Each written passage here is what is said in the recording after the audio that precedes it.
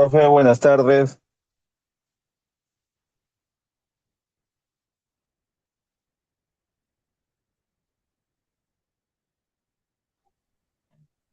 Buenas tardes, ¿cómo están? ¿Se escucha el audio? Sí, se escucha fuerte y claro, profesor. Listo, chicos, ¿cómo están? Un gusto poder saludarlos. ¿Cómo están ustedes? Espero que se encuentren bien. Faltan 2 minutitos para las 4:15, pero podemos empezar, ¿no? Ya los demás compañeros ya se irán uniendo en el transcurso de la clase. Bueno, esta es la última semana, chicos. Esta es la última semana.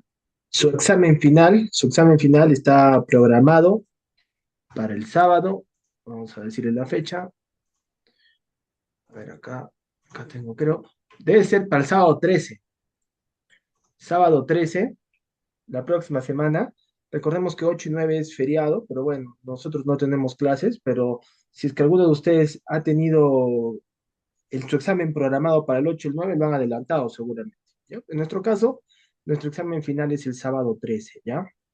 El sábado 13, eso no se olvide, por favor. Entonces, tenemos el día de hoy y el día de mañana también. Quiero conversar con ustedes unos temas que les pediría, por favor, que le presten atención como lo he venido haciendo en todas nuestras sesiones.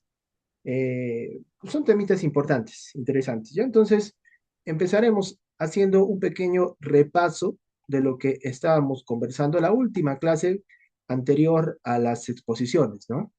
Estábamos hablando a partir del artículo 22 y siguientes, que yo les mencionaba que era la pequeña constitución laboral, porque hay un proyecto, pero en realidad todavía no se ha efectivizado para redactar un código laboral. Tan igual como tenemos un código civil, un código procesal civil, un código penal, un código procesal penal, también un código laboral. Actualmente no tenemos un código laboral. ¿Qué tenemos? Si ustedes quieren conocer el régimen laboral de la actividad privada, entonces tienen que aprenderse el Decreto Supremo 00397-TR, que es el texto único ordenado de la Ley de Productividad y Competitividad Laboral, Decreto Legislativo número 728. ¿Sí? Esa es la ley. Este decreto legislativo número 728, que tiene rango de ley, tiene un reglamento, que es el decreto supremo 001-96-TR. Entonces, en realidad son las normas más fuertes que ustedes tendrían que conocer y saber para conocer un poquito acerca del régimen laboral privado. Ahora, ¿qué ha pasado en el Perú? Este régimen laboral privado ha sido extrapolado y ha sido llevado al régimen laboral público. Tanto así que muchas entidades del sector público tienen régimen 728, que es un régimen netamente privado, que lo han llevado al sector público. Poder Judicial, Ministerio Público, Registros Públicos, SUNAT, los ministerios, salud tienen régimen 728. Aparte de ese régimen 728, en el sector público existen otros regímenes laborales y son innumerables. Los más importantes o los más conocidos quizás es el régimen laboral del Decreto Legislativo 276 y el tan detestado y tan odiado Decreto Legislativo 1057 del Contrato Administrativo de Servicios. Aunque resulta que en este año el Poder Legislativo ha dado muchas, pero muchas leyes, sacando, o en todo caso, convirtiendo a los trabajadores CAS de las entidades públicas a régimen laboral 728 a plazo indeterminado. Eso a manera de propuesta de eliminar el CAS. El CAS en el año 2010 fue materia de un proceso de inconstitucionalidad, expediente 2-2010. En ese caso, el Tribunal Constitucional dijo que el contrato administrativo de servicios era constitucional. A partir de allí se ha ido aplicando, mayoritariamente en el sector público, y ha copado muchas entidades públicas.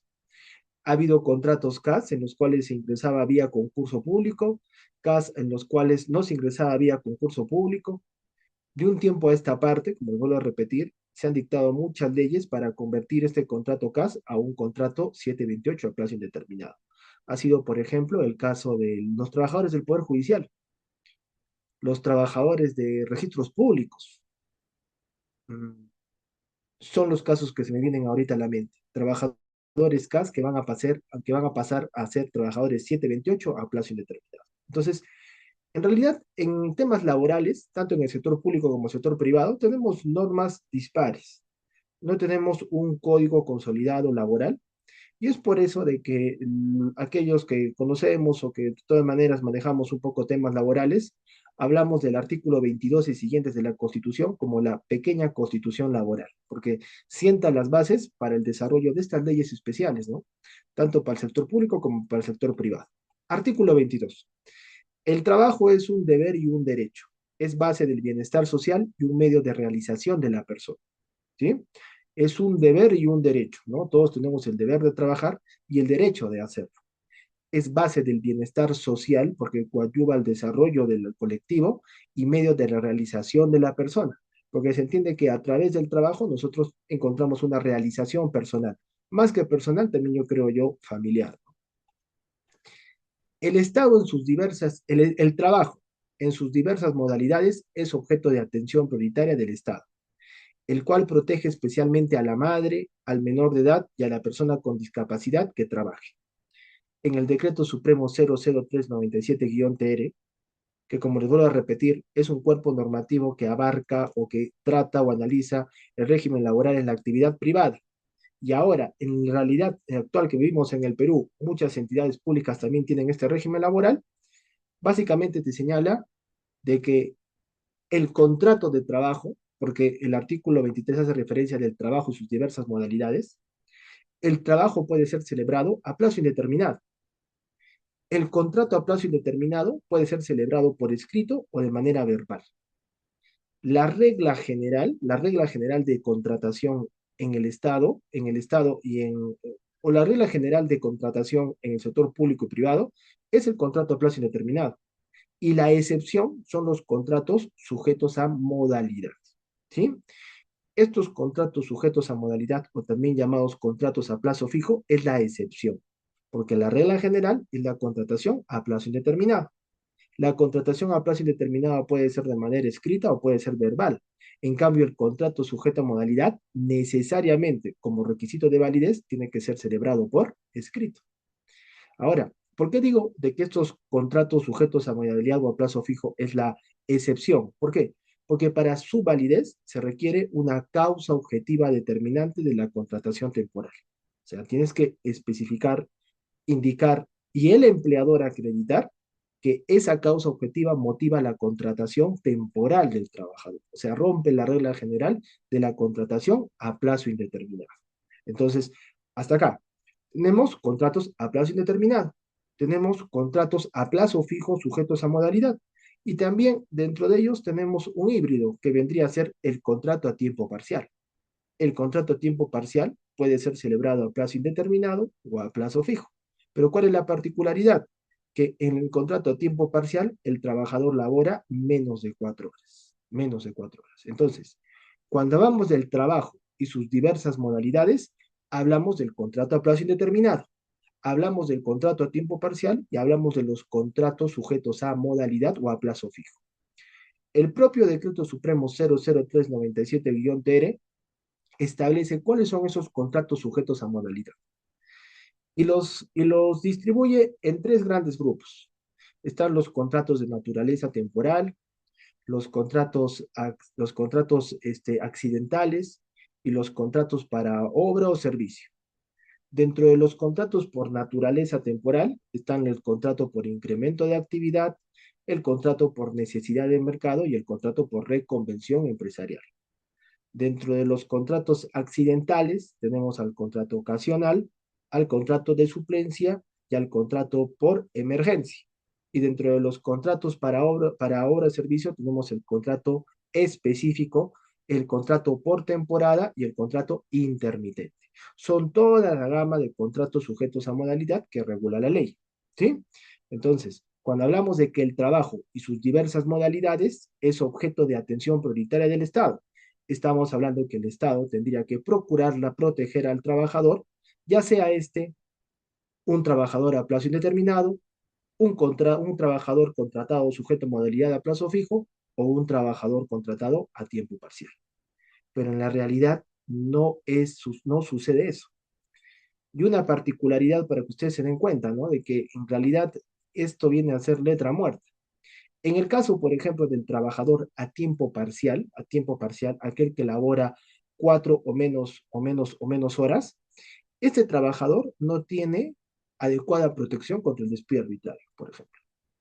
Entonces, el empleador bien puede resolver o determinar de manera unilateral el vencimiento del contrato de trabajo y el trabajador a tiempo parcial no va a poder acceder a una reposición ni tampoco a una indemnización.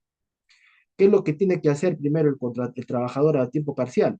Tiene que procurar desnaturalizar su contrato a tiempo parcial para que sea un contrato de jornada completa y una vez que ya tenga un contrato de jornada completa, recién podría procurarse una adecuada protección contra el despido arbitrario.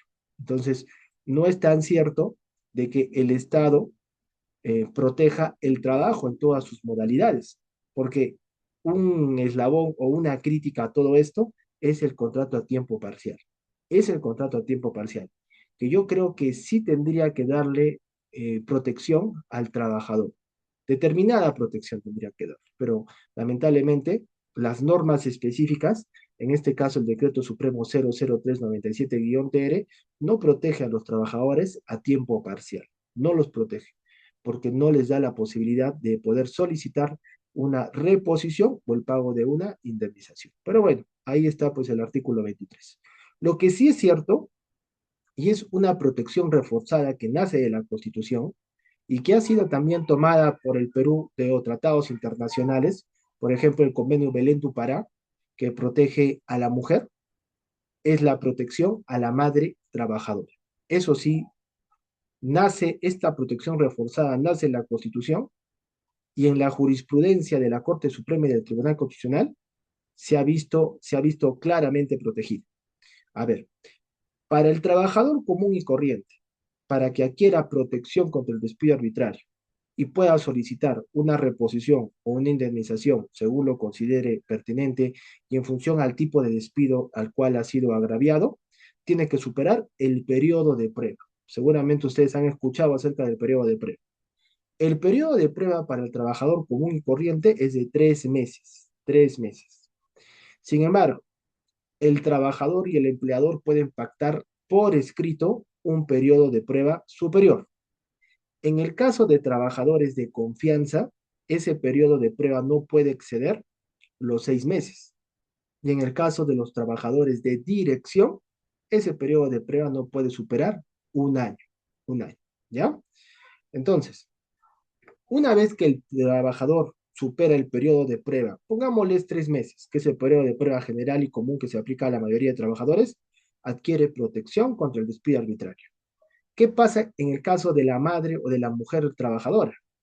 La jurisprudencia de la Corte Suprema y del Tribunal Constitucional, aplicando el propio artículo 23 de la Constitución y convenios internacionales, ha establecido que en el caso de la mujer embarazada, de la madre trabajadora, no se aplica el periodo de prueba. ¿Por qué? Porque precisamente la Constitución pues, le da una protección reforzada a la madre. En el caso de los menores de edad, por ejemplo, la nueva Ley Procesal de Trabajo, la Ley 29497, vigente desde el año 2010, establece, a diferencia de lo que regula el Código Procesal Civil, que el menor de edad puede comparecer a un proceso sin necesidad de un representante legal. Esa es una innovación, wow, muy grande. ¿Eh? En las normas del Código Procesal Civil, para un proceso civil, un menor de edad no puede comparecer por sí solo a un proceso.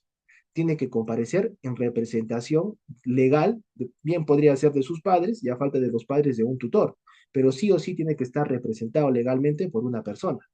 En materia laboral, el menor de edad no necesita representación de nadie y puede acudir él directamente a un proceso. ¿Cuál es la única salvedad?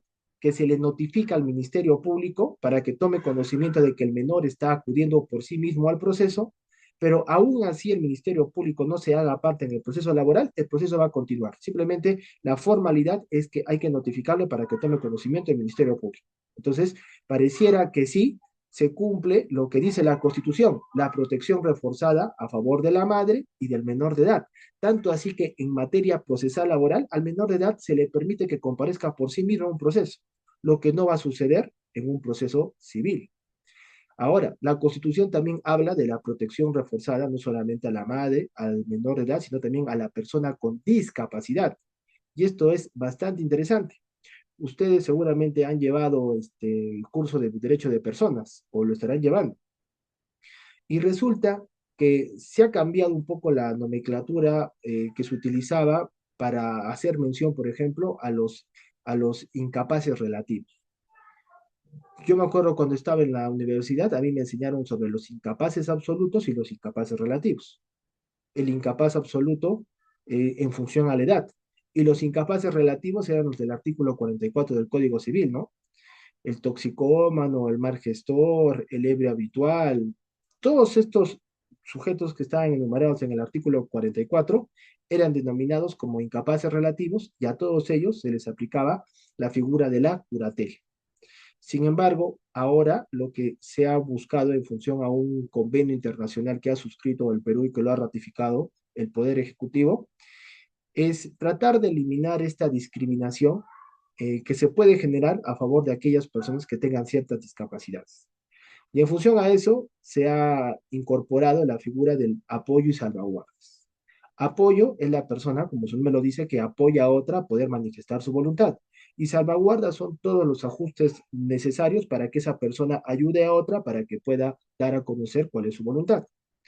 Se ha eliminado el término de incapaz relativo y ahora existen personas con capacidad de ejercicio restringido, porque se dice de que este término de incapaz relativo es discriminatorio. Entonces, se le ha dado ciertas facilidades a aquellas personas con discapacidad para que puedan celebrar actos jurídicos y de igual manera para el trabajo. De igual manera para el trabajo. Por ejemplo, causal de extinción del vínculo laboral es la incapacidad absoluta permanente. La incapacidad absoluta permanente, que es cuando una comisión médica certifica que la persona tiene un menoscabo igual o superior al 66.6%, es causal de extinción del vínculo laboral.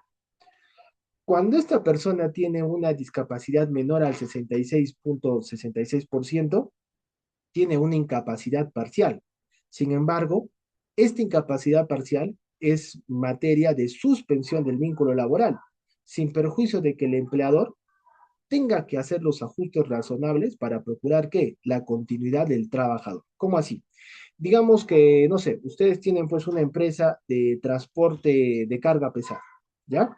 Entonces, digamos que uno de sus trabajadores, el chofer de estos camiones, sufre pues un accidente y por motivo de este accidente sufre una incapacidad determinada por una comisión médica certificadora, ¿ya? Digamos que es una incapacidad superior al 50%, pero menor al 66.6%. Entonces, ¿qué es lo que dicen las normas laborales? El empleador no puede resolver de manera unilateral el contrato de trabajo sin antes hacer los ajustes razonables. Por ejemplo, esta persona que ha sufrido esta incapacidad ya no va a poder seguramente manejar los camiones. Entonces, yo tengo que procurar darle otro puesto de trabajo para que el vínculo laboral continúe. A eso me refiero con los ajustes razonables.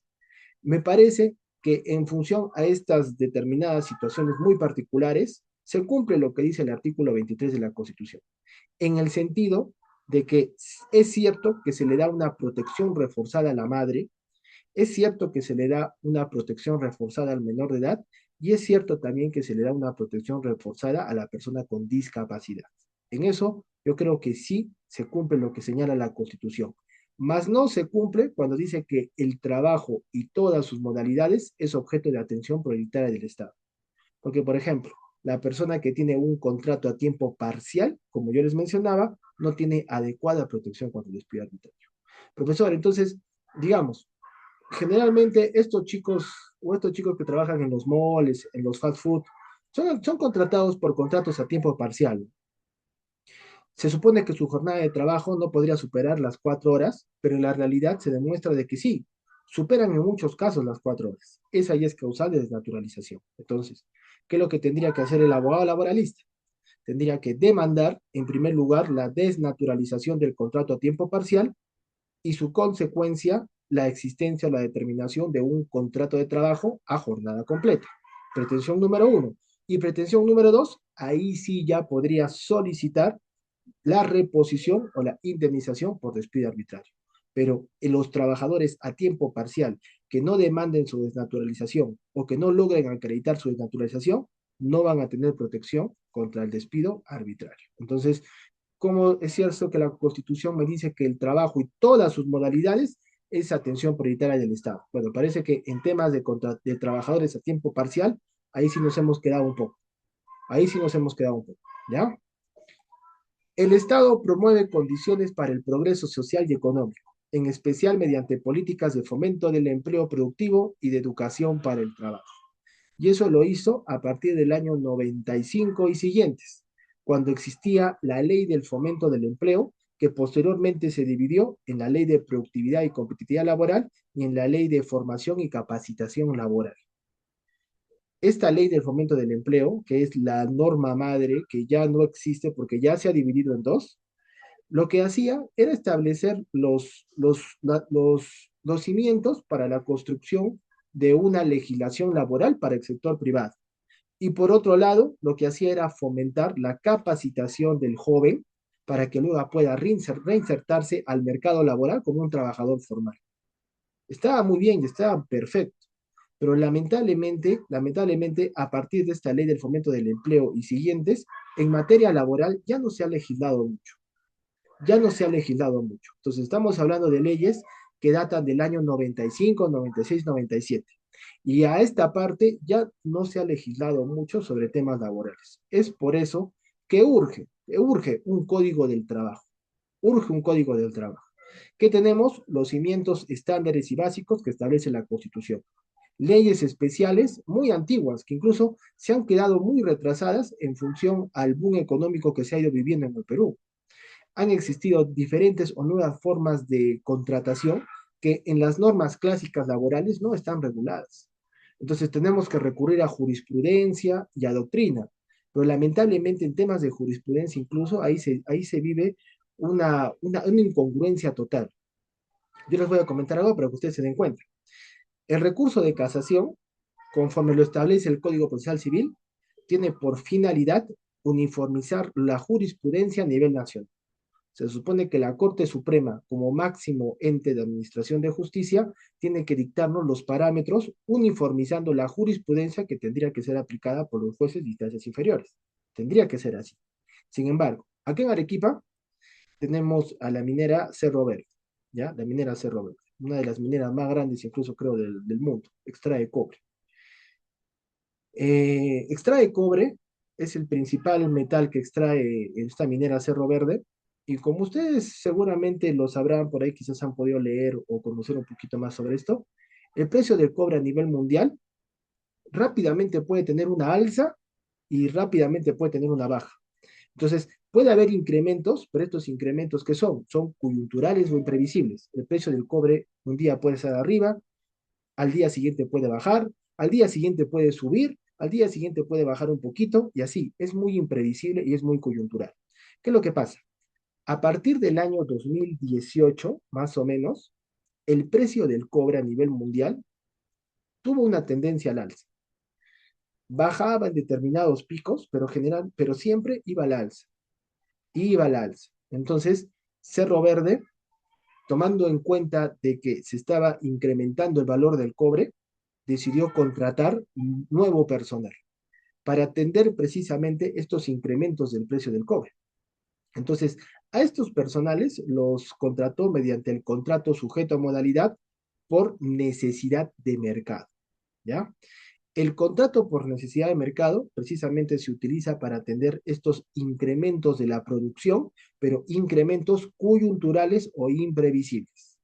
En cambio, el contrato por incremento de actividad se utiliza para contratar labores en función a incrementos, pero incrementos previsibles. Por ejemplo, digamos que yo tengo, qué sé yo, una tienda de abarrotes, ¿ya? Y me va tan bien en mi tienda de abarrotes que decido abrir otra nueva tienda. Entonces, en esta nueva tienda yo tendría que contratar a una nueva persona. Entonces, y obviamente el hecho que yo abra una nueva tienda va a significar un incremento en mi producción, ¿no? Entonces, ¿este incremento es imprevisible coyuntural o es previsible? Es previsible, porque al tener una nueva tienda, yo tengo que buscar el local, tengo que buscar los insumos. Entonces, el incremento es previsible. Entonces, utilizaría un contrato por incremento de actividad. Pero cuando el incremento es coyuntural, imprevisible, puede estar arriba, puede estar abajo, va oscilando, es un contrato por necesidad de mercado. Es lo que hizo Cerro Verde con cientos y miles de trabajadores acá en Arequipa. Contrató por necesidad de mercado. Entonces, ¿qué resultaba? Cuando el precio del cobre estaba a la alza, el contrato por necesidad de mercado era válidamente suscrito y no se desnaturalizaba. Sin embargo, había periodos en los cuales el precio del cobre tenía una tendencia a la baja, iba bajando, iba bajando. Y sin embargo, Cerro Verde seguía contratando a trabajadores cuando el precio del cobre estaba a la baja. Entonces, estos trabajadores, seguramente asesorados por un abogado, demandaron su desnaturalización. Y fueron cientos y cientos de casos acá en Arequipa. Entonces, nosotros acá en Arequipa analizábamos cuál era la coyuntura del alza o de la baja del precio del cobre. Entonces, aquellos trabajadores que eran contratados cuando el precio del cobre estaba a la alza, el contrato era válidamente celebrado y la pretensión de desnaturalización era declarada infundada. Pero aquellos casos en los cuales los trabajadores eran contratados cuando el precio del cobre estaba a la baja, o sea, había una tendencia a la baja, esos contratos sí se desnaturalizaban. Entonces los trabajadores tenían vínculos laborales a plazo indeterminado. Cerro Verde, un monstruo en el Perú, obviamente pues ya con abogados muy conocidos en temas laborales, interpuso su recurso de casación y llegó hasta la Corte Suprema. En la Corte Suprema son dos las salas que conocen de materia laboral, que es la segunda sala de Derecho Constitucional y Social y la cuarta sala de Derecho Constitucional y Social. Son las dos salas. Se supone que a nivel de la Corte Suprema, en tanto el fin de la casación es uniformizar la jurisprudencia, los pronunciamientos de ambas salas tendrían que ir en la misma dirección, ¿no? Pero pasó todo lo contrario. La segunda sala declaraba infundadas las demandas y la cuarta sala las declaraba fundadas las demandas. O sea, cuando nosotros acá en Arequipa declarábamos fundada la demanda y subía a la segunda sala revocaba nuestra sentencia y la declaraba infundada la demanda. Cuando nosotros declarábamos fundada la demanda y subía el expediente a la cuarta sala confirmaba nuestra sentencia y la demanda era fundada. Ahora ustedes se preguntarán, ¿qué determina que mi proceso suba a la segunda o a la cuarta? Simplemente el sistema. El sistema se maneja al azar y va distribuyendo los expedientes. Se entiende que de manera equitativa a la segunda y a la cuarta. Yo les pregunto una cosa, ¿eso no vulnera el principio de seguridad jurídica? Porque básicamente el trabajo de una persona se determinaba en función a la suerte, en función al azar. Eran los mismos contratos, eran los mismos periodos, era la misma causa objetiva, era la misma contestación, era la misma demanda, todo era igualito, solamente cambiaba el nombre. Pero ¿cuál era la gran diferencia? Que algunos casos iban a la segunda sala y otros a la cuarta sala. Aquellos que llegaban a la segunda sala, muertos, infundada la demanda. Y aquellos que llegaban a la cuarta sala, ganaban y eran trabajadores a plazo indeterminado. ¿Cómo es eso, chicos? ¿Cómo es eso? Eso está muy mal. Eso está muy mal. Yo he tenido un alumnito que lo ha asesorado y en función a eso está haciendo un proyecto de tesis.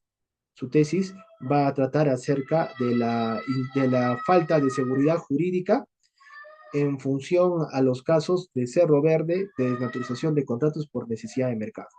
¿Cómo es posible eso? Eso es inseguridad jurídica. Bueno, entonces, se supone que tendría que ser así, ¿no? Se supone que toda relación laboral tendría que proteger de manera equitativa y de manera igual los derechos laborales de todos los trabajadores, ¿ah? Pero lamentablemente con estos casos de Cerro Verde, yo les quiero hacer entender de que no, no, no es así, no es así. Miren lo que dice la Constitución. Ninguna relación laboral puede limitar el ejercicio de los derechos constitucionales ni desconocer o rebajar la dignidad del trabajador. Ninguna relación laboral puede limitar el ejercicio de los derechos constitucionales, ni desconocer o rebajar la dignidad del trabajador. Nadie está obligado a prestar trabajo sin retribución y sin su libre consentimiento. El contrato de trabajo tiene tres elementos fundamentales, que es la prestación personal de servicios, la remuneración y la subordinación. La subordinación significa poder de dirección por parte del empleador sobre la forma en la cual se prestan los servicios y el poder sancionador vendría a ser la facultad que tiene el empleador de poner de manera razonable y de manera proporcional alguna sanción al trabajador cuando éste comete alguna falta, siendo la falta o siendo la sanción más grave, la más gravosa, obviamente el despido. El despido. Remuneración. Remuneración, el artículo 6 del Decreto Supremo 00397-TR nos dice que es la contraprestación en dinero o en especies por motivo de la prestación personal de servicios que hace el trabajador. Tiene que ser además de su libre disposición y no tiene que estar sujeto a rendición de cuentas. Esos son los elementos que, sin importar la denominación que le dé el empleador, constituyen o determinen que estemos ante remuneración. ¿Cuándo estamos ante una remuneración? Cuando el dinero que te dan es por motivo de la contraprestación que tú le has hecho al empleador mediante la prestación personal que tú le has dado, mediante tu trabajo.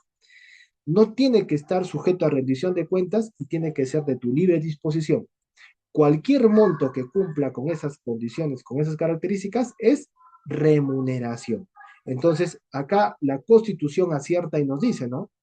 Nadie está obligado a prestar trabajo sin una retribución. ¿Por qué? Porque la remuneración es la contraprestación por los servicios realizados. Eso está regulado en el artículo 6 del Decreto Supremo 00397-TR, pero la base o el nacimiento o el origen de esta regulación legal obviamente está en el artículo 23 de la Constitución. Nadie está obligado a prestar trabajo sin retribución o sin su libre consentimiento. Artículo 24. El trabajador tiene derecho a una remuneración equitativa y suficiente, que procure para él y su familia el bienestar material y espiritual. El pago de la remuneración y de los beneficios sociales del trabajador tiene prioridad sobre cualquier otra obligación del empleador. Eso es importante. La remuneración mínima la regula el Estado con participación de las organizaciones representativas de los trabajadores y de los empleadores. El gobierno, el Estado, el Poder Ejecutivo, el presidente de la República, mediante un decreto supremo, cada determinado tiempo, establece a cuánto asciende la remuneración mínima vital. Actualmente me parece, si más no me equivoco, creo que está en 1125, 1150. Entonces, el Estado determina, ¿no? A él le compete establecer a cuánto asciende esta remuneración mínima, que es la remuneración que tendrían que ganar como mínimo todas las personas. Pero lamentablemente en el Perú no es así, ¿no? En el Perú lo que se ve es que en las planillas hay un monto y sin embargo en la realidad se suele dar otro monto, ¿no? Y eso en realidad, eso es fraude. Pero eso es así, lamentablemente en el Perú es así. ¿Por qué? Porque en el Perú, en el sector privado, más o menos, más o menos yo he leído por ahí alguna vez que ya estamos más del 80%, casi llegando al 90% en informalidad. En el Perú, el, uno de los principales empleadores es el Estado. Y aquellas personas que laboran para el Estado sí son formales, porque el Estado te paga todos tus beneficios. Sin embargo, en el sector privado no es así. En el sector privado no es así. ¿Por qué? Porque siempre existe esta latente intención del empleador de generarse más ingresos en perjuicio de los beneficios de los trabajadores. Lamentablemente es así. Yo estoy convencido que más de un 80% en el sector privado es informal. Es informal. Y eso no solamente genera el no pago de beneficios laborales a los trabajadores, sino también, por ejemplo, los aleja de la seguridad social, los aleja del sistema previsional. Una forma de combatir el derecho el hecho de que las personas tengan acceso a una jubilación o tengan a un seguro es precisamente formalizando a los trabajadores. A ver, Johnny levanta la mano, sí, dime Johnny. Docente, ¿y qué sucede cuando el Estado desnaturaliza un contrato de locación de servicios, por ejemplo, o una prestación de servicios por locación de Por lo servicios? que hace. Ya. El Estado muchas veces, y particularmente en mi caso me ha pasado, de que desnaturaliza los contratos y las prestaciones de servicios mediante terceros, como se le llama, ¿no? ¿Qué sucede en Ya. esos casos? Y ojo, es el Estado debe ser el ente más formal que debe existir, se supone, usted lo acaba de mencionar. Entonces, ¿qué sucede cuando el propio Estado desnaturaliza eso? Ya, a ver, buena pregunta. En el caso del Estado, o sea, el trabajador tiene la posibilidad de demandar su desnaturalización de una locación. Una locación de servicio, recibo por honorarios o contrato por terceros es un contrato de naturaleza civil, ¿sí? Entonces, en ese contrato de naturaleza civil va a haber prestación, va a haber remuneración, pero no va a haber subordinación. En cambio, en un contrato de trabajo va a haber prestación, va a haber remuneración y va a haber subordinación. Entonces, ¿cuál es el elemento característico diferenciador de un contrato de trabajo con una locación de servicios? La presencia de subordinación. En el caso del amigo Johnny, el amigo Johnny dice, a mí me han contratado por locación. Amigo Johnny, tú acreditas subordinación, poder de dirección o poder sancionador, y ese es un contrato de trabajo que ha sido indebidamente encubierto mediante un contrato de locación de servicios. ¿Lo podrías desnaturalizar? Sí lo podrías desnaturalizar. Sí lo podrías desnaturalizar. La consecuencia de la desnaturalización es la existencia de un contrato a plazo indeterminado y el pago de los beneficios. Pero acá sucede algo bien interesante en el sector público. Sucede algo bien interesante en el sector público y es precisamente uno de los casos que yo les he dado para que ustedes expongan y que muchos de ustedes se han animado a exponerlo. El famoso caso Huatuco, el expediente 05057-2013 PA/TC, que en función a la pregunta del amigo Johnny, a ver, les voy a comentar un poquito, sin prejuicio de que muchos de sus compañeros han hablado de ese precedente. ¿Qué es lo que te dice? El Tribunal Constitucional, antes del precedente Huatuco, había establecido que existía estabilidad absoluta en el sector público. ¿Qué quiere decir? Aquellos trabajadores que desnaturalizaban su locación o un contrato sujeto a modalidad tenían un contrato a plazo indeterminado. Eso es estabilidad absoluta con derecho incluso a la reposición. Eso el Tribunal Constitucional y la Corte Suprema lo había desarrollado en innumerables fallos. Un día, no sé, pues los 7 miembros del tribunal se despiertan y dicen, vamos a establecer reglas claras con calidad de precedente vinculante, haciendo alusión al artículo 5 esta ley es, bueno, el nombre de la ley se me ha ido, pero es el artículo 5 de una ley que establecía de que para ingresar al sector público se necesitaba haber ganado un concurso público de méritos. Entonces, lo que hace el tribunal con Huatuco, el Huatuco original, es establecer la siguiente regla vinculante en su fundamento 18. Dice, si tú quieres acceder a la reposición en el sector público, la ley marco del empleo público. Si tú quieres acceder a la reposición en el sector público, tienes que superar un concurso público de méritos a plaza presupuestada, vacante y de duración indeterminada. ¿Sí? ¿Qué hace el tribunal con el expediente Huatuco? Crea lo que se denomina ahora y lo que existe en la actualidad como la estabilidad relativa. Antes, los trabajadores podían desnaturalizar su contrato sin ingresar por concurso público y tenían derecho a reposición, estabilidad absoluta. Después de Huatuco, los trabajadores no pueden pedir reposición si es que no ingresan por concurso público. Podrían demandar la desnaturalización, podría declararse la desnaturalización, pero no van a tener reposición si no ingresan por concurso público. ¿Cómo se llama esto? Estabilidad relativa.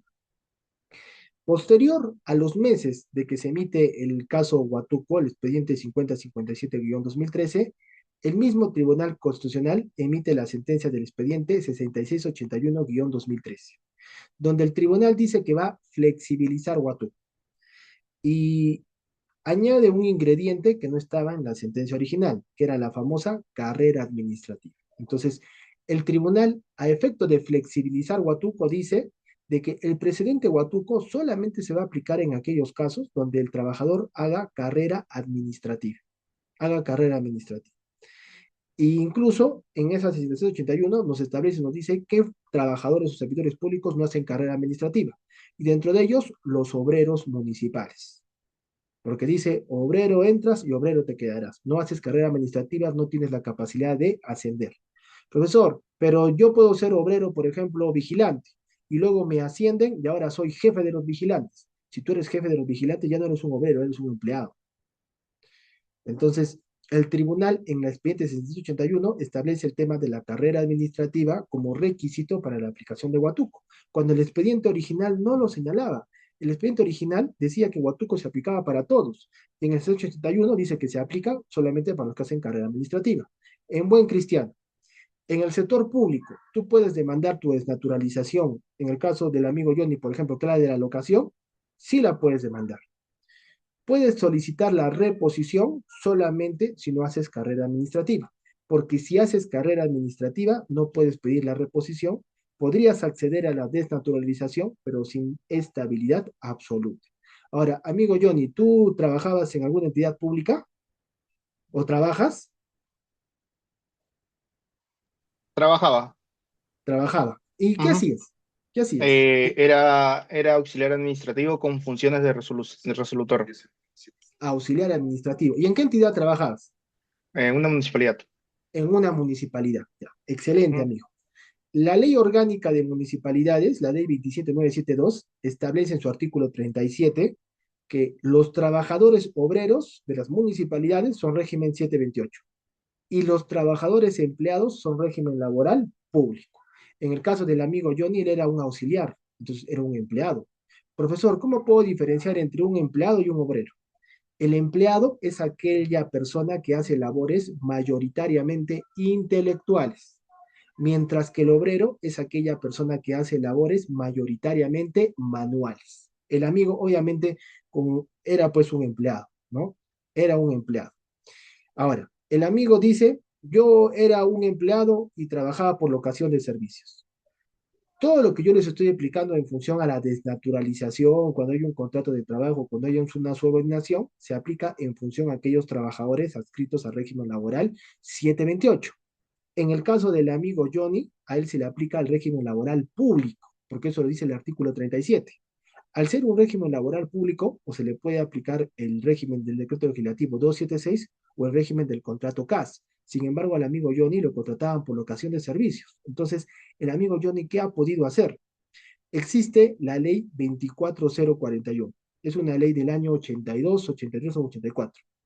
Esta ley 24041 te protege en contra del despido y solamente te pide que tú acredites dos condiciones: el hacer labores permanentes y que tengas un año ininterrumpido de servicios.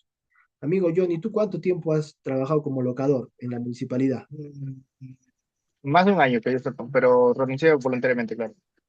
Más de un año, Ujú. de manera ininterrumpida. Sí, Ya, ¿y eso cuándo ha pasado? ¿Hace cuánto has dejado de trabajar en la municipalidad? el año pasado. El año pasado. Ya. Ujú. ¿Y no te gustaría volver a regresar a la No, municipalidad? gracias. No, ¿No? ¿Por no. qué? ¿Por qué? ¿Porque no te pagan tus beneficios? ¿O por qué? Muy fuera, justamente, yo entendía de que se desnaturalizaba porque la función auxiliar es muy distinta a la función resolutora. Ya. Entonces, hacía más funciones establecidas de acuerdo por normativa y por ROF, por así decirlo, o por reglamento interno que tiene la propia municipalidad o la propia área. Ya, listo. Por ejemplo, amigo Johnny, ahí existe un problema con los conceptos. En el régimen laboral público, que es el que te correspondería a ti porque tú eres un empleado trabajando para una municipalidad, y eso lo dice el artículo 37 de la Ley Orgánica de Municipalidades, porque tú eres un empleado, y al empleado se le aplica el régimen laboral público. En el régimen laboral público, propiamente, no existe la desnaturalización del contrato, ¿sí? El término desnaturalizar el contrato está para el régimen laboral privado. En el caso de las municipalidades, hay régimen laboral privado, sí, pero solamente se aplica para los obreros y tú eras empleado. Entonces, tú no me puedes desnaturalizar tu contrato y volverte a plazo indeterminado, porque en el régimen laboral público, puro, puro, puro, que es el que se te aplica a ti, tú solamente puedes ingresar a la carrera administrativa vía concurso público de méritos. Sin embargo, aquellos trabajadores que no ingresan por concurso y que sin embargo hacen labores permanentes por más de un año ininterrumpido, tienen protección contra el despido. La ley 24041. Tu amigo Johnny no hubieras podido desnaturalizar tu contrato, pero sí hubieras adquirido cierta estabilidad al haber demandado y acreditado que hacías labores permanentes y por más de un año. solicitabas en un proceso contencioso administrativo la aplicación de la ley 24041 y ibas a tener estabilidad. Pero si me dices que no te gusta el Estado, porque muchas veces a muchas personas que prueban el Estado se dan cuenta de que no es pues, lo bonito que nos pintan, te desilusionas y buscas pues otras maneras de trabajar. Pero amigo Johnny, ¿ah? Tú podrías haber solicitado esta protección que establece la ley 24041. Si es que el vínculo laboral estaba vigente, tenías que agotar vía administrativa previa. Pero si es que a ti te hubieran despedido, ya no se agota vía administrativa y de frente se va al Poder Judicial. Pero ¿cuál es la particularidad? Acudes al Poder Judicial mediante un proceso contencioso administrativo. En cambio, un obrero que quiere solicitar la desnación de su contrato tiene que ir a un proceso laboral al amparo de la nueva ley procesal del trabajo. Pero amigo Johnny, si tú me dices que has trabajado más de un año y en labores permanentes, tú estás bajo la protección de la 24041, ¿ah? Podrías solicitar la reposición al trabajo. Podrías solicitarlo. ¿Ya? Bueno, a ver. Mateo levanta la mano. Sí, Mateo. Sí, doctor, buenas tardes. Buenas tardes. Sí, compañero, buenas tardes. Justo, doctor, lo que usted está explicando me trajo al recuerdo de un caso de un señor que, bueno, lo conocía ya en la selva cuando trabajaba en la región Ucayali, y él trabajaba para la gerencia territorial de la provincia de Atalaya, y él suscribió un contrato, ¿no? La gerencia territorial emitió una resolución en la cual lo contrataban por un año a un señor para que labore en el área de almacén, en la gerencia territorial de la provincia de Atalaya. ¿Qué sucede? Él empieza a trabajar en enero, no me acuerdo de qué fecha, más o menos 1999, más o menos. Sin embargo, cuando asume el nuevo gerente, lo retira el cargo en septiembre de Mm, 1999 también, me parece, y no llega a sus 12 meses que estaba estipulado el contrato. Entonces, lo retiran del trabajo porque el gerente aducía que era una reestructuración y era política interna que él estaba implantando al asumir la gerencia territorial. Entonces, ¿qué sucede, doctor? Él, bueno, es retirado y interpone una demanda, una denuncia penal ante la Fiscalía por abuso de autoridad. Y después, cuando ya el caso llega a Fiscalía y pasan los meses, el gerente territorial se da cuenta que lo que había hecho él era un acto arbitrario, porque lo había retirado otro solamente porque a criterio de él había una reestructuración del personal de la gerencia. Más no le siguieron un proceso administrativo disciplinario, no habría incurrido en ninguna falta. ¿Y qué resulta? El gerente fue a buscarlo al señor para que retorne a trabajar. Entonces el señor ya se había asesorado con su abogado y él no se presentó a trabajar, él vino acá a Lima y estuvo acá y total, se pasó los 12 meses, doctor, y él recién se presenta en enero a Atalaya y lo notifican para que retorne a su trabajo, ¿no? Porque se dio cuenta el gerente territorial que cometió un hecho arbitrario, ¿no? Entonces él inició una demanda de reposición en el cargo, lo repusieron, el juzgado de Atalaya falló a favor de él, lo restituyeron y como pasó ese año de manera ininterrumpida prácticamente, lo consideraron como trabajador con contrato indeterminado, ¿ya? Él agarró como se dice, esa estabilidad, porque esos 3 meses le consideraron como que él se había cometido un hecho arbitrario en agravio de su persona, ¿no? Entonces, lo restituyeron el cargo y desde esa fecha, él hasta el día de hoy sigue trabajando. Él inicialmente en el año 99 entró a trabajar con un contrato y ahorita ya es trabajador de naturaleza permanente, me parece, doctor, ahí en la gerencia territorial y labora, ¿no? Entonces, presumo yo que se haya acogido esa ley que usted está indicando, ¿no? Recién yo más o menos me entero por parte de usted que está vigente esa ley y bueno, no solamente ese caso, doctor, ¿no? Hay también casos de otras personas que también trabajaran en la municipalidad, que también trabajaron ininterrumpidamente, a veces dentro del año o sin contrato, y ellos ingresaron a ese ámbito del trabajador de naturaleza permanente, ¿no? Entonces, es mm, cuestión también de que los trabajadores los empleados públicos, los empleados que laboran en el sector público tengan conocimiento, ¿no? De que les Claro, favorece algunos puntos de la ley, ¿no? Hay que saber, hay que conocer, hay que estarnos hay que permanentemente saber. tomando conocimientos, así es.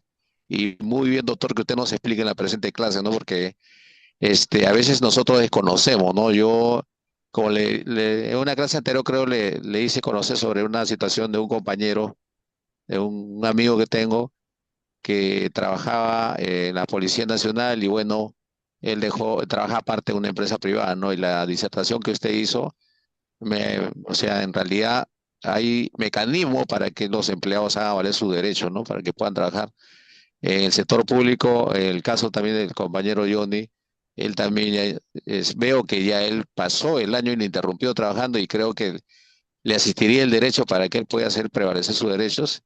Y así como dice usted, agarraría esa situación de la estabilidad, ¿no? Ahí dentro de la municipalidad donde estuvo laborando, ¿no? Porque me parecería que sería casi similar al amigo que lo conocía ya en la provincia de Atalaya y él hasta la fecha está trabajando ya como nombrado ya prácticamente. E inicialmente él trabajaba como contratado por un año nada más, pero la situación fue que el gerente de manera brusca lo retiró del cargo, pero sin la formalidad del caso. Entonces, de repente nosotros, ahora que estamos estudiando la carrera de Derecho, tenemos que estar bien enfocados en ese tema, conocer y siempre tratar de imbuirnos, ¿no? Diferentes temas sobre este tema laboral, más ahora en este caso. De usted, doctor, agradecido con usted porque usted conoce el tema y usted trabaja en el Poder Judicial, nos indicó en un juzgado laboral y Gracias. nos explica muy bien sobre este tema y yo la verdad que no conocía muy bien estos temas de laboral, recién estoy más o menos conociendo y es muy bueno que nos explique sobre este tema y con la Constitución, ¿no, doctor? Muchas gracias por su disertación. Ya, listo, Mateo. No, muchas gracias a ustedes, chicos. Y Mateo dice algo muy cierto. Tienen que conocer estos derechos. Tienen que conocer estos derechos. Muchos, ¿qué es lo que pasa, no? Cuando estamos dentro de un vínculo laboral, obviamente la parte más fuerte es el empleador. Y muchas veces los trabajadores, aún así conociendo sus derechos, no los reclaman por miedo a la represalia que pueda tener el empleador. Pero para eso hay plazos de prescripción, hay plazos de caducidad, y bueno, que malos se computan una vez que culmine el vínculo laboral. Por otro lado, hay muchos trabajadores, no solamente en el sector público, privado, que no conocen sus derechos y que no los reclaman, ¿no? Basta con que uno le salga algo y todos, ay, ya, ¿cómo ha hecho esto? ¿Por qué ha sucedido esto? De verdad, chicos, el empleador en el Perú es perverso. Es muy, pero muy perverso. Es muy perverso. Hay que conocerlos. Ahora, vamos a darle el uso de la palabra Elvis, pero yo quiero darles una cosita antes, una ideita antes que se me vaya. Este año de continuidad que te piden para la aplicación de la ley 24041 permite breves interrupciones, porque la jurisprudencia, el tribunal y la Corte Suprema se han dado cuenta de que muchas veces el empleador de manera deliberada te corta el contrato para que tú no llegues al año. Entonces, la jurisprudencia permite breves interrupciones de los servicios. ¿Cuándo se considera una breve interrupción del servicio? Cuando no se ha superado los 30 días. O sea, profesor, yo antes que cumpla el año me han cortado mi trabajo y me han vuelto a recontratar después de 20 días. ¿Hay continuidad? Sí hay continuidad. ¿Cuándo no hay continuidad? Cuando la recontratación se da superado los 30 días. Profesor, ¿un mes? No, 30 días. 30 días, no un mes, 30 días. Entonces, cualquier corte inferior a los 30 días no corta la continuidad de los servicios. Eso es importante que lo sepan, ¿ya? Elvis, ahora sí, Elvis. Doctor, muy buenas tardes, compañero. Consulta, tengo un familiar directo. Eh, Entró a trabajar ya 2, 3 años y ha hecho su denuncia por deserción de contrato. Pero Ya. como locador, pues, ¿no? Está como locador. Entonces, ya ha ganado su proceso ante el juez judicial y está en la ley 728 porque esta es una ley obrera. Y es cierto, fue tanto para los gobiernos regionales y los gobiernos locales. Entonces Ajá. ella me consulta, me dice, usted es conocedor de este tema, y ella ya se va a hacer profesional, entonces se va a titular como psicóloga, pero sigue trabajando en el área de seguridad.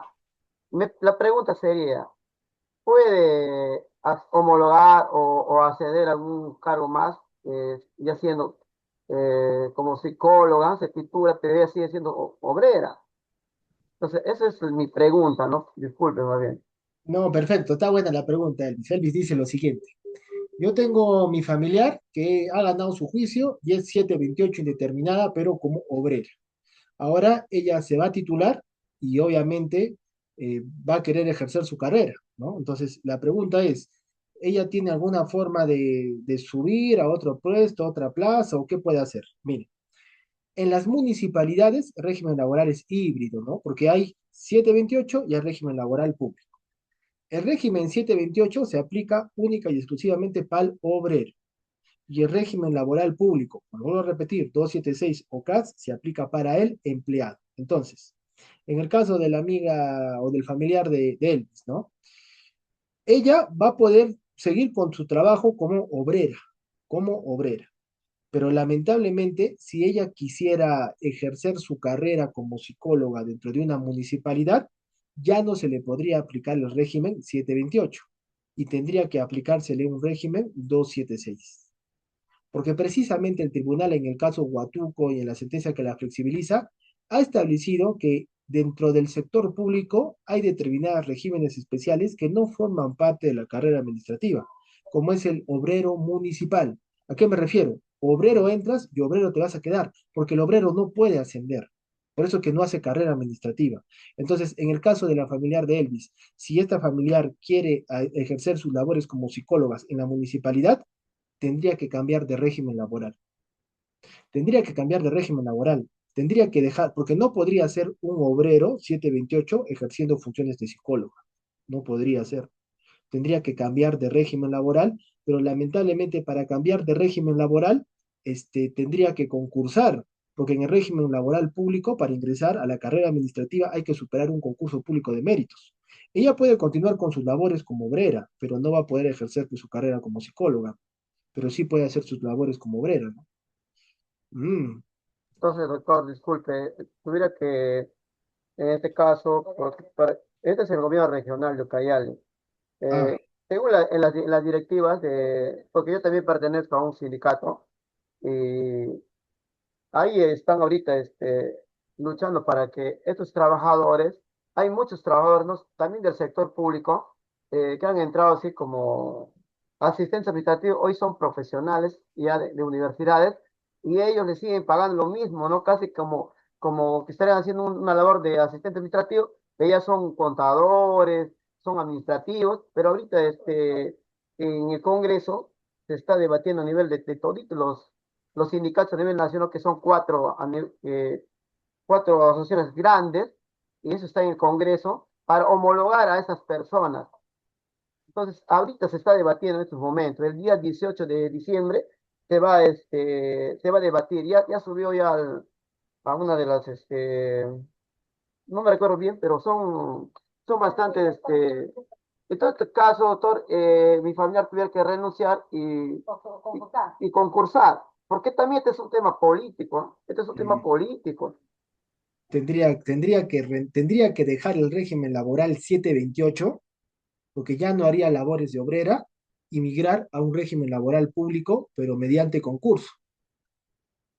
Sí, muchas ¿Y, gracias, más bien, y cuál es el problema? Que ella dejaría la estabilidad que tiene como trabajadora 728 claro. y dejaría la estabilidad para un régimen público. Podría adquirir estabilidad siempre y cuando supere el año, ya como trabajadora en el régimen laboral público como empleada. Pero si no supera el año, lamentablemente va a tener que salir. Y esta ley 24041, el tiempo que se requiere este año ininterrumpido no se aplica cuando tú eres contratado CAS. Es por eso que al amigo Johnny, que lo habían contratado por locación, sí computa ese tiempo para la aplicación de la 24041. Pero, por ejemplo, unos me podrían decir, profesor, yo trabajo en la municipalidad o gobierno regional, soy CAS. Ya voy trabajando 5 años, 5 años. Tú me has dicho que necesito un año. Sí, pero lamentablemente el CAS, en función a la sentencia del tribunal del año 2010, dijo que el régimen CAS era constitucional y que era un régimen privativo y diferente a la comparación al régimen 276 y 728. Y esta 24041 lo que hace es protegerte en el ámbito de la administración pública régimen 276. Es por eso que en el caso de que tú seas contratado CAS y estés trabajando, así sean 20 o 100 años, no se te va a computar el tiempo para la 24041. Preferible es trabajar como locador, aguantar un año y tener estabilidad, que trabajar de manera perpetua vía contrato CAS.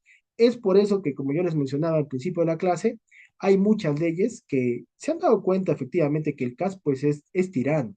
El CAS es tirano. Un trabajador CAS no tiene derecho a una gratificación, como sí tiene un trabajador 728. Un trabajador 728 recibe un sueldo más un 9%, que es la bonificación extraordinaria, en el mes de julio y ahora en diciembre, que es la gratificación. El trabajador CAS no recibe una gratificación, recibe un aguinaldo que es 300 soles. No hay comparación. Ahora, el trabajador CAS no recibe depósito de CTS. El trabajador 728 recibe dos depósitos de CTS durante el año que más o menos acumulan el equivalente a un sueldo. El CAS no recibe CTS. El trabajador 728 tiene derecho a la asignación familiar cuando tiene hijos a su cargo, 10% de la remuneración mínima vital. El CAS no tiene derecho a asignación familiar. El CAS recibe bonificación por escolaridad cada enero de cada año, 400 soles. El CAS no recibe bonificación por escolaridad. El 728 tiene 30 días de vacaciones pagadas. El CAS también tiene 30 días, pero antes tenía 15 días. Ahora, hay algunas leyes que han procurado darles algunos beneficios a los CAS, ¿no? Como es una gratificación y una CTS, pero hay que ejecutar eso. Como ustedes se pueden dar cuenta, el CAS es perverso. El CAS es discriminatorio. Es por eso que no les llamen la atención que cuando ustedes estén revisando quizás las noticias o revisando algo, muchas entidades públicas han logrado que sus trabajadores CAS pasen al régimen 728 indeterminado, porque básicamente el CAS de verdad es discriminatorio y el CAS hace la misma función que el 728. En una municipalidad o en un gobierno regional, de verdad, aunque parezca un poco contradictorio, muchas veces conviene ser obrero que ser empleado. Porque tú como obrero tienes derecho a tu gratificación, tu CTS, tu asignación familiar, tu escolaridad, y muchas veces los obreros, como dice el compañero Elvis, negocian de manera colectiva el pago de otros incrementos u otros conceptos. En cambio, tú como CAS o como 276 no tienes los mismos derechos. Pareciera que de verdad el obrero en temas remunerativos o en temas de estabilidad tiene mayor beneficios que en comparación al empleado. Pareciera. ¿Ya? Eso hay que tenerlo en cuenta, chicos. El derecho laboral es bonito. Amilcar me dice, ¿el 276 y 728 es igual o diferente? Es diferente, Amilcar. El régimen 728 es el régimen del decreto legislativo número 728, que es la ley de productividad y competitividad laboral, que se aplica principalmente al sector privado, pero que sin embargo ha sido llevado al sector público. Y el régimen 276, el decreto legislativo 276, ese sí es un régimen purito público. O sea, en una empresa nunca va a haber régimen 276, solamente hay en el Estado. En cambio, en una empresa privada hay todos un régimen 728. Y en una entidad pública o pueden ser 276 o pueden ser 728 en función a la ley orgánica de cada entidad. Pero son diferentes. 276 es un régimen puro público y el régimen 728 es el régimen de la actividad privada. Son diferentes. Los beneficios son diferentes. La estabilidad es diferente. Todo es diferente, chicos. Mejor, más beneficios da un 728 que un 276. Por eso que trabajar en el Estado bajo un contrato 728 a plazo indeterminado es como sacarse la lotería. Tienes estabilidad, tienes tus beneficios y el Estado te los va a pagar. Ustedes dirán, pues la remuneración no es muy alta, pero al menos tienes pues tu remuneración mensual, mes a mes, que no te va a faltar hasta los 70 años que te jubiles. En el caso de los magistrados, ahí, por ejemplo, los magistrados no son 728, los magistrados son 276. Son 276. En el Poder Judicial tenemos régimen CAS, tenemos régimen 728 y tenemos 276. Los magistrados son 276. Los trabajadores jurisdiccionales y administrativos es 728. Y también existe el régimen CAS. En el Poder Judicial, para que ustedes se hagan una idea de lo discriminatorio que es el CAS, trabajadores que hacen la misma función, un 728 te gana 7.000 soles. Y el CAS, en el mejor de los casos, 3.500, 2.500, hasta hay CAS que ganan 1.500 soles, con maestrías y doctorados, ¿ah? Y hacen la misma función que un 728 y no tienen los mismos beneficios. ¿Discriminatorio o no discriminatorio? Claro que discriminatorio. Entonces, ¿dónde queda lo que dice la Constitución que el trabajo, que el Estado tiene que respetar la dignidad del trabajador? Cuando el propio Estado es quien promueve el régimen CAS, y totalmente discriminatorio. Por eso les digo, ¿no? O sea, es bonito hablar lo que dice la Constitución, pero también es real de explicarles lo que sucede, ¿no? En función a los regímenes laborales. Y ya si ustedes más adelante se deciden o se animan a entrar a un sector público, ya lo van a ver. Van a ver a sus espaldas el monstruo del Huatuco que está ahí atrás. Concurso, concurso, concurso. Profesor, entonces, ¿me tengo que preparar para ganar un concurso? Sí, pero lamentablemente pues, no hay concursos. No hay concursos. No hay plaza 728. No hay concursos. Y si no hay concursos, entonces estoy, estoy, estoy lamentablemente estigmatizado a vivir mal remunerado y sin estabilidad. Lamentablemente así es el sector público. Por eso yo les digo, ¿no? Un contrato 728 a plazo indeterminado en el sector público es como ganarse la lotería, chicos. Lamentablemente es así. Artículo 26. Y mire, justo lo que estábamos hablando. Artículo 26. En la relación laboral se respetan los siguientes principios, dice. Igualdad de oportunidades sin discriminación. Mentira, pues, chicos. Mentira, mentira. Ya se los he explicado. Mentira, mentira. El Estado suele ser el empleador principal y genera discriminación. El bendito CAS. Esa es una lucha constante. Constante para tratar de eliminar el CAS. Ahora, a partir del año 2014, 2015, 2012, entra en vigencia la ley Servir, ¿no? Lo que quiere la ley Servir en el Estado es uniformizar todos los regímenes laborales que hay en solamente uno, que sería la ley Servir. Sin embargo, la ley Servir todavía no se ha implementado. Todavía no se ha implementado. Estamos 2025. ¿Cuánto tiempo ha pasado? 12 años. Y todavía no se implementa la ley Servir. Lo que quiere el Servir, que es una política del Estado, es uniformizar todos estos regímenes laborales en uno solo, que sería régimen Servir. Pero lamentablemente todavía no se ha implementado. Entonces, el artículo 26 dice, en la relación laboral se respetan los siguientes principios. Igualdad de oportunidades y discriminación. Mentira, mentira. El caso es discriminatorio. Carácter irrenunciable de los derechos reconocidos por la Constitución y la ley. Eso sí es cierto. Por ejemplo, el empleador y el trabajador pueden firmar un convenio en virtud del cual el trabajador, de manera libre y espontánea, sin intimidación, decide renunciar a su gratificación de julio y diciembre, lo pueden suscribir, pero no tienen ninguna validez. ¿Por qué? Porque los beneficios, los derechos laborales, lo dice claramente la Constitución, son irrenunciables. Tú no puedes renunciar a tus derechos laborales, no puedes renunciar a tus derechos laborales. Entonces, por ahí alguna vez me han comentado, me han dicho, me han hecho saber, ¿no? Me han hecho firmar este documento en el cual yo renuncio a parte de mi remuneración. No, tampoco, no se puede. Los derechos laborales son irrenunciables. Les voy a comentar algo bien chistoso, porque es algo bien chistoso y hasta incluso llama la atención. ¿Cómo es posible que en pleno 2025, en pleno siglo XXI se estén haciendo esas cosas? Acá en la ciudad de Arequipa, nosotros hemos tenido un alcalde provincial, los que son de Arequipa no me van a dejar mentir, el señor Omar Candy, ¿sí? Omar Candy, que le decían el chatito chambeador, porque es bajito.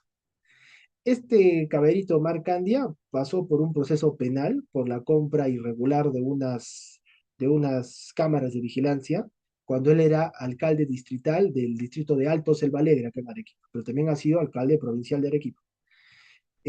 Lo condenaron, lo condenaron y él se estuvo prófugo bastante tiempo, hasta que su proceso llegó a la Corte Suprema y la Corte Suprema lo absolvió. Lo absolvió. Ya. Entonces, de ahí este Omar Candia sale, pues, ¿no? Y dice, no, yo no me he fugado, yo no me he fugado. Yo siempre he estado acá en Arequipa. Ah, claro, pero cuando estaba en su juicio, él ni aparecía. Bueno, ahí está. Ahora, él es abogado de profesión, entonces sale ahí dando, incluso creo que ha escrito un libro sobre, sobre temas penales, pero bueno, ahí está. ¿A qué viene la anécdota? Cuando este caballero era alcalde de la municipalidad de Alto Selvalegre, antes de ser alcalde provincial de Arequipa, miren, él se creó una figura contractual que es recontra loca. Se llamaba contrato de trabajo por convenio de pago de deuda tributaria. Es decir, era un convenio por pago de deuda tributaria. O sea, ¿qué decía? Contrataba a obreros, a trabajadores obreros, para que presten servicios, con las siguientes dos particularidades. En algunos casos, la remuneración que se le iba a pagar a estos trabajadores no iba a su bolsillo, sino iba a pagar sus árbitros o sus impuestos municipales. O sea, el propio municipio te agarraba tu sueldo y parte de tu sueldo lo iba de frente a pagar tus obligaciones tributarias con la municipalidad. Y lo que quedaba te lo daba como remuneración. Ahora, no queda ahí, ¿ah? En otros casos, la persona trabajaba no para pagar sus deudas tributarias, sino para pagar las deudas tributarias de otras personas. Una especie de esclavitud moderna. O sea, a mí me contrataban como obrero, la municipalidad, me contrataban como obrero. Digamos que mi remuneración era 10.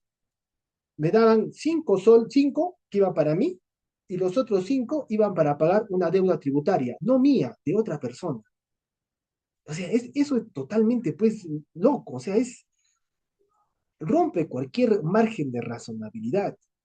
¿Cómo es posible de que tú trabajes y que parte de tu sueldo, de tu retribución, no vaya a tu bolsillo, sino a pagar las supuestas deudas tributarias de otras personas, de otras personas?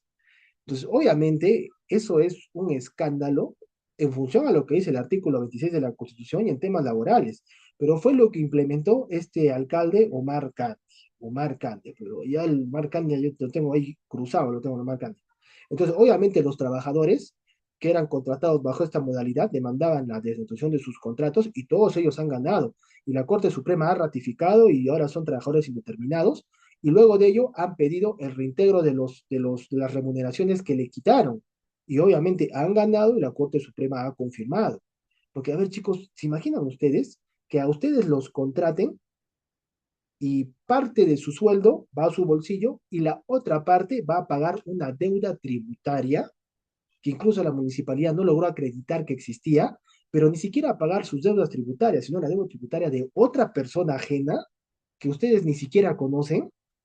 ¿Eso qué es? Eso es esclavitud, chicos. Pero bueno, fue lo que hizo este Omar Khan, de este chatito chambeador. No sé si era de su idea o la idea de algún gerente que le habrá metido eso, pero me parece que incluso ese tema podría ser fácilmente materia de una tesis para, pues, estudiar hasta dónde puede llegar, hasta dónde puede llegar el Estado como empleador y hasta dónde se pueden vulnerar los derechos de los trabajadores. ¿Cómo es posible eso?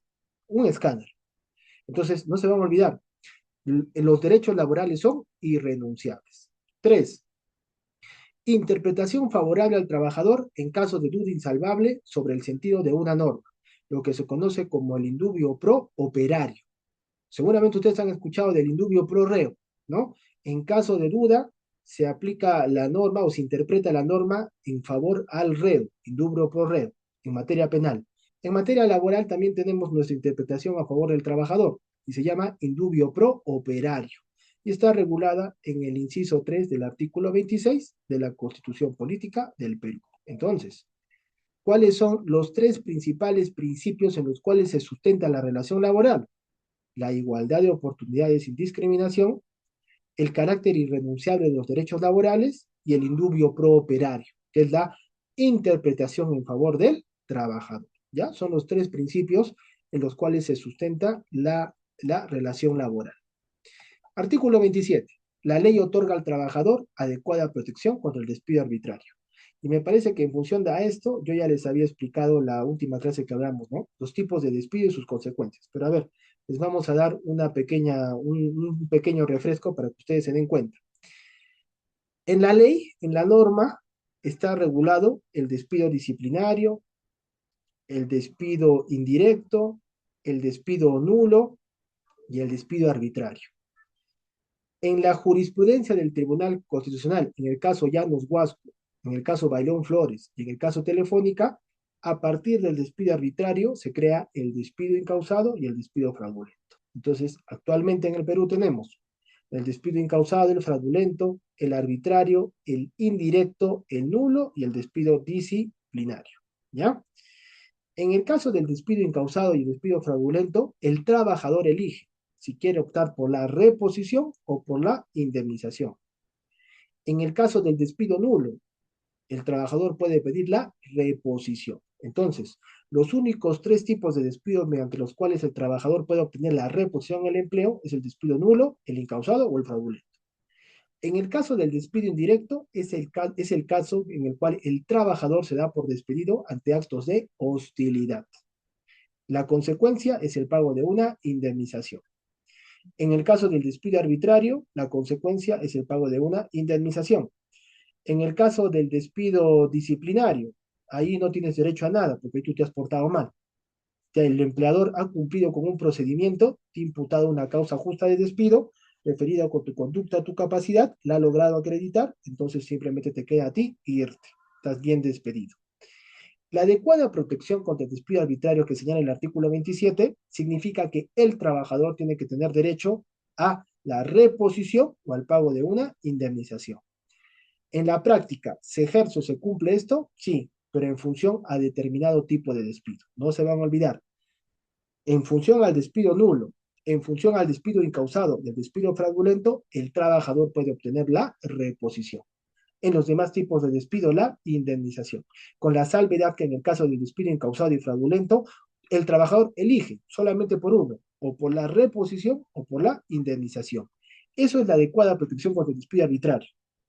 El que el trabajador pueda acceder a la reposición o a la indemnización en función a determinado tipo de despido. ¿Ya? Y finalmente, porque este es el 28 y el 29. Artículo 28.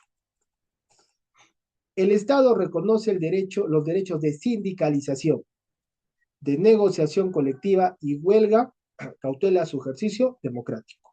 Los trabajadores tienen el derecho a poder sindicalizarse, a formar sindicatos, a negociar colectivamente con el empleador algunas mejoras remunerativas o algunas condiciones laborales. Es un derecho que está reconocido con orden constitucional en el artículo 28 de la Constitución. La Constitución garantiza la libertad sindical, tanto así que un supuesto de despido nulo es el hecho que a ti te voten por tu condición de afiliado sindical o de candidato o de representante de los trabajadores. Tanto así, mira. Fomenta la negociación colectiva y promueve formas de solución pacífica en los conflictos laborales. La negociación colectiva se puede llevar a cabo tanto en el sector privado como en el sector público. Y es más, en el ámbito del sector público ha entrado en vigencia a partir del año 2021 la ley de negociación colectiva en el sector estatal, en función a la cual a muchos trabajadores, no me van a dejar mentir aquellos que están trabajando en el sector público, se han negociado a nivel centralizado y se han logrado algunos incrementos remunerativos, ¿ah? Se han logrado algunos incrementos remunerativos. Incluso para este año 2026 también se han negociado y se ha logrado un incremento remunerativo en función a cada régimen laboral. Pero este es un incremento remunerativo que se aplica a todos los trabajadores estatales. La convención colectiva tiene fuerza vinculante en el ámbito de su concertación, porque obliga a las partes que las han celebrado. 3. Regula el derecho de huelga para que se ejerza en armonía con el interés social. Señala sus excepciones y limitaciones. Ya la Corte Suprema ha establecido de que si es que tú ejerces tu derecho a huelga, el empleador, a manera de sanción, no te puede despedir. No te puede despedir. Ya eso lo ha hecho la Corte Suprema en innumerables fallos, ¿no? Por el hecho de ejercer mi derecho a huelga, el empleador no me puede despedir. Propiamente también sería un despido nulo, ¿no? Y artículo 29. Bueno, esto es para las entidades privadas, para las empresas privadas, ¿no? Porque en el sector público no hay utilidades. El Estado reconoce el derecho a los trabajadores a participar en las utilidades de la empresa y promueve otras formas de participación, pero esto para el sector privado, porque en el sector público no se pagan utilidades, pero en el sector privado sí se tendrían que pagar utilidades en función al cumplimiento de determinados requisitos. ¿Ya? Listo, chicos. Hasta acá vamos a llegar. El día de mañana acabamos con algunas cositas que yo quiero explicarles un poquito, preparándolos también para su examen final, que es el siguiente sábado. Yo el día de mañana les digo qué tema les voy a tomar para su examen final. Hasta acá vamos a llegar. Muchas gracias, chicos, por haberme escuchado. Muchas gracias por haberme dado este tiempito, por haberme prestado atención. Y si en algo los he podido ayudar con sus dudas, o incluso con algunas dudas de algunos familiares, incluso algunas de ustedes, bienvenido sea, pues, chicos, ¿ya? Entonces, el día de mañana tenemos clases. El día de mañana les digo los temas que los voy a evaluar para su examen final. Mañana todavía nos vemos, así que todavía no me voy a despedir. Entonces, chicos, llegamos hasta acá. Muchas gracias y un fuerte abrazo, chicos. Cuídense. Hasta luego. Igual manera, doctor. Cuídense, Muchas chicos. De igual gracias. manera, doctor, Gracias. buenas tardes. Chao, Hasta chicos. luego, Mañana, profesor. doctor. Chao, chicos. Cuídense. Chao, chao. Gracias, doctor. Hasta mañana. Hasta mañana, chicos. Cuídense. Cuídense. Hasta mañana.